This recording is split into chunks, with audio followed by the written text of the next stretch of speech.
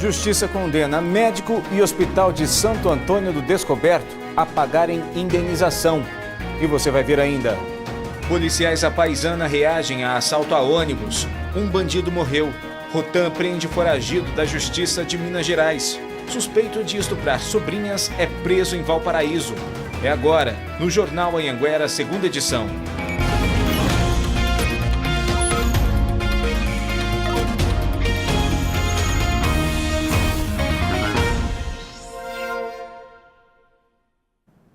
Olá, boa noite.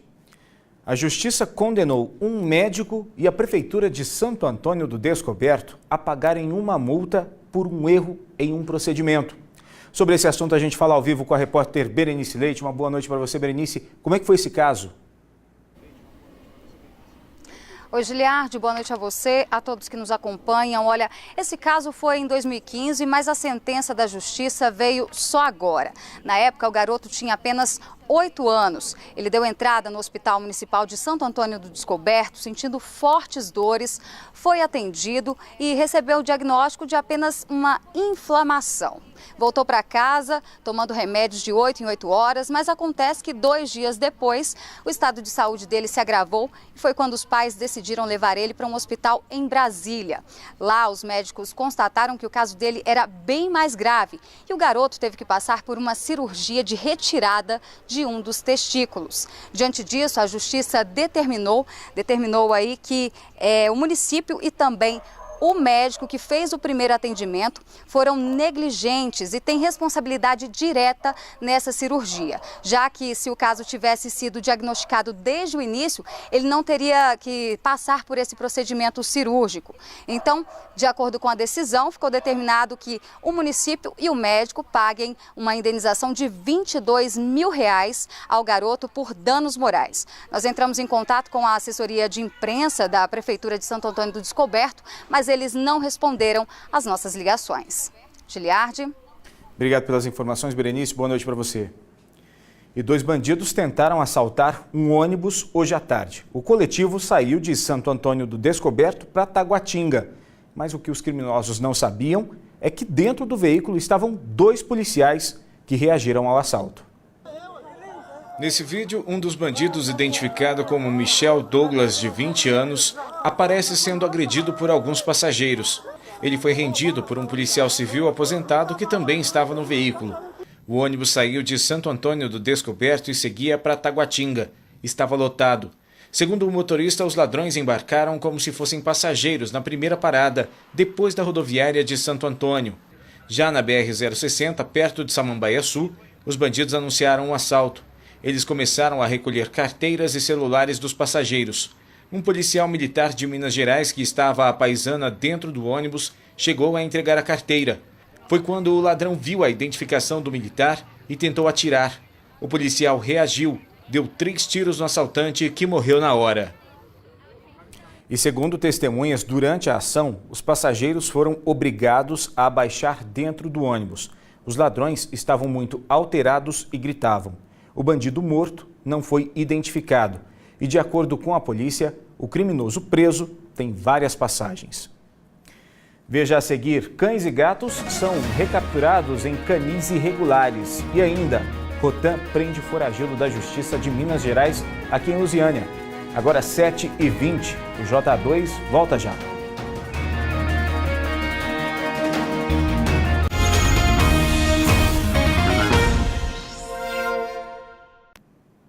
J2 de volta, agora 7h22. Onde é que você costuma pagar as suas contas? Muita gente vai às casas lotéricas e essa facilidade deixou muita gente preocupada, porque a partir desse mês as contas de energia não poderão mais ser pagas nas lotéricas. Mas a situação mudou. As contas de energia vão continuar sendo pagas nas casas lotéricas. O goiano já está acostumado. Onde é que você paga suas contas? Aqui. Tudo na lotérica? Tudo na lotérica. Sempre na loteria. Mais fácil, né? A facilidade quase acabou. A Enel havia anunciado a suspensão do convênio com a Caixa Econômica Federal por causa de reajuste de cerca de 30% na tarifa. Hoje voltou atrás. Não foram divulgados detalhes sobre o acordo e a negociação da tarifa. A Enel comunicou apenas que as casas lotéricas continuam recebendo o pagamento de conta de luz. Já as agências da Caixa Econômica Federal vão deixar de fazer o serviço a partir deste domingo. O estado de Goiás tem mais de 500 lotéricas. Para o sindicato, os moradores, principalmente de municípios menores, iam ser bastante prejudicados com o cancelamento do serviço. Eles não têm banco e o único ponto de recebimento que circula esses recursos é a lotérica. O Rafael mora em Caldas Novas e sabe bem como é. O recurso da lotérica em Caldas Novas é 90%. Todo mundo usa, porque banco lá abre, além de abrir mais tarde, fecha mais cedo. A Enel informou que tem outros 1.700 pontos para pagamento de faturas, como supermercados e farmácias. Mas a Marcele ficou aliviada ao saber que vai continuar pagando a luz na lotérica. Eu acho ótimo, porque eu pago tudo por aqui, então para mim é mais fácil. Eu nem sei onde eu ia pagar a conta de energia. E olha só essa, cães e gatos maltratados foram resgatados pela polícia em 2 canis irregulares. Um em Vicente Pires e outro em Santa Maria. Essa é a Cher, da raça Bulldog francês. Ela não está nem andando direito de tão debilitada. Ela já melhorou muito de ontem para hoje aqui na clínica da Thalita. A gente faz, a avaliação clínica, faz exames de sangue e aí começa a tratar a partir do que a gente vai encontrando de alteração, nos exames. A Cher estava entre os 27 cães resgatados ontem pela Polícia Militar Ambiental em uma operação em Santa Maria. No local funcionava um canil clandestino. Os animais estavam em situação degradante. Olha a sujeira, comida misturada com fezes, urina, animais sem água e comida. A dona da casa confessou que vendia animais em feiras do DF e em sites de compra e venda. A polícia constatou que o local também servia para reprodução. Como é uma espécie de canil para reprodução, eles usam medicamentos para adiantar o cio do animal e essa gestação continuada também pode caracterizar maus tratos. A dona da casa vai responder por crimes ambientais. Já em Vicente Pires, na colônia agrícola Samambaia, a Polícia Civil bateu na porta de outro canil clandestino. Dentro da casa, a polícia encontrou 80 cães e 12 gatos. Todos os animais eram mantidos sem higiene adequada e sem alimentação. Ficavam presos em gaiolas. A casa parecia abandonada. Todos os animais foram acolhidos por uma ONG e vão passar agora por um tratamento veterinário. Eles estão sob tutela judicial e aí essa destinação final vai depender do fim do processo na justiça. E aí a gente vê que enquanto isso, o que eles precisam? De carinho e amor. Agora nós temos que recuperar tanto o psicológico deles como a parte física, que estão bastante debilitados. De acordo com o Código Penal, o crime de maus tratos a animais é considerado de menor potencial ofensivo. A pena varia de 3 meses a 1 ano de detenção e costuma ser revertida em penas alternativas. Mesmo com um flagrante, os suspeitos não ficam presos. Mas, desde maio, a punição por esse tipo de crime ficou mais pesada aqui no DF. Agora, quem for flagrado maltratando animais domésticos ou silvestres pode ser multado em até 40 salários mínimos, cerca de R$38 mil. Multa que, inclusive, já foi aplicada pelo IBRAM no canil de Vicente Pires. As pessoas precisam denunciar cada vez mais para que isso seja tirado, esse comércio seja extinto de Brasília, E um foragido de Minas Gerais foi recapturado em Lusiânia durante um patrulhamento da polícia. O homem também já esteve preso em Brasília. Robson Rodrigues de Lima, de 29 anos, tinha um mandado de prisão em aberto por roubo em Minas Gerais. Durante um patrulhamento de rotina no Jardim Ingá, hoje pela manhã, a polícia abordou o homem e verificou os antecedentes criminais dele. O foragido não estava armado, estava apenas com os documentos. Ele foi levado para a delegacia. Devido trafegando pela rua normalmente, gerou uma atitude suspeita, a equipe fez a abordagem. Durante essa nossa abordagem é verificada toda a documentação pessoal, Feita a consulta, foi verificado esse mandado em aberto. A polícia também contou que o homem tinha mais 4 passagens por outros crimes. e que estava morando sozinho na região. De acordo com a polícia, Robson também ficou preso em Brasília e saiu da cadeia tem 4 meses. Ele também é suspeito de cometer crimes em Lusiânia. Informa que mudou para cá recentemente e que achava que não tinha nada contra ele. Está ficando normal, como um cidadão qualquer, mas encontrou com a equipe de Rotan que fez a abordagem e agora está preso, está conduzido aqui na delegacia. E ainda segundo a polícia, Robson Rodrigues de Lima vai ficar preso em Lusiânia até que a Justiça de Minas Gerais peça a transferência dele. Intervalo comercial e em instantes, domingo tem as provas do Enseja. E a gente mostra que a polícia prendeu um homem suspeito de cometer abuso sexual contra as próprias sobrinhas. Agora 7h28.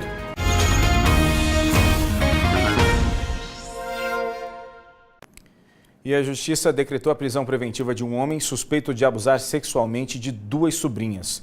Os atos aconteceram entre os anos de 2010 e 2017. O homem de 43 anos foi preso hoje pela manhã.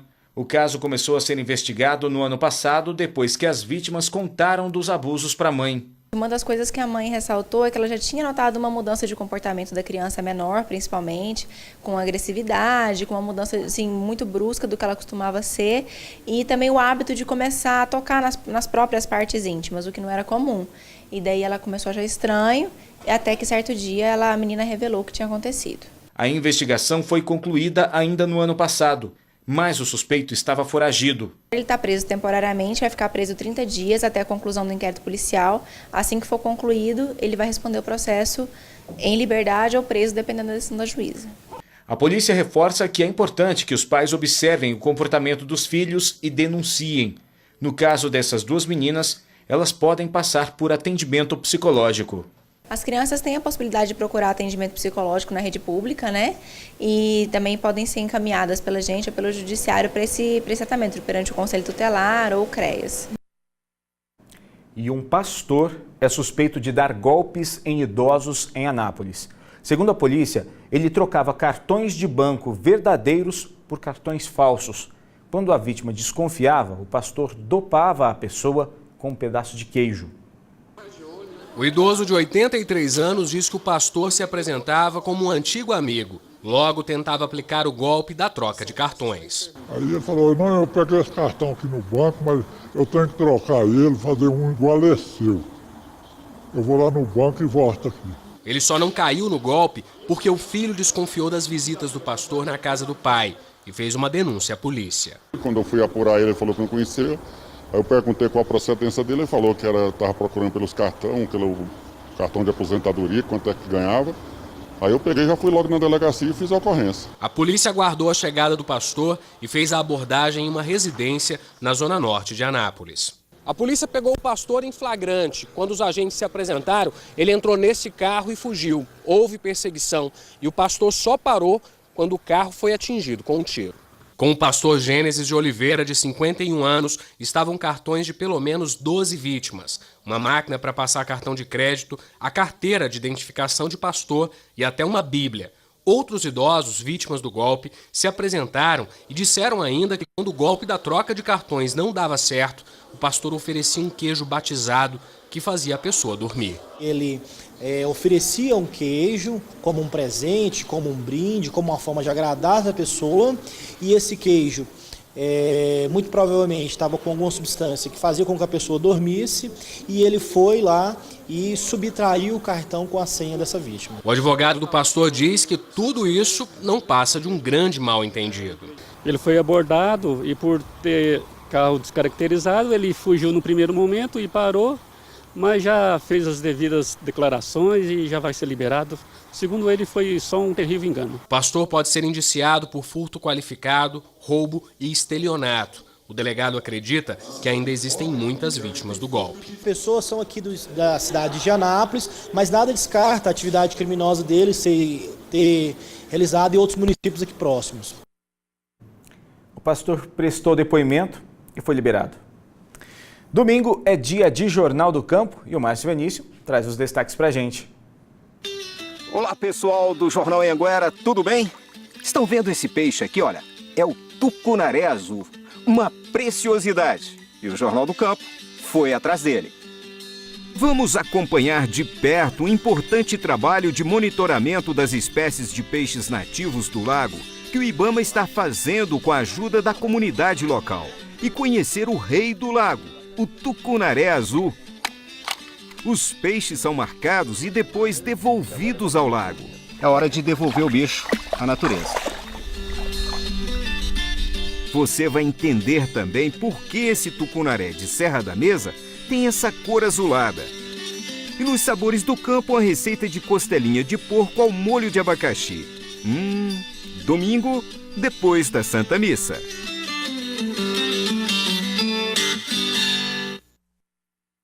E no próximo domingo tem ainda a prova do ENSEJA, o Exame Nacional para a Certificação de Competências de Jovens e Adultos. Aqui no estado ela será aplicada em 26 cidades, onde quase 65 mil pessoas devem fazer esse exame. Essa prova é para quem quer ter o certificado de conclusão do ensino fundamental e também do ensino médio. Para saber o local onde cada um vai fazer a prova, é necessário acessar a página do participante com o CPF e a senha. Pela manhã, as provas serão às 8 da manhã e à tarde elas começam às 2 horas. Outras informações no G1 Goiás.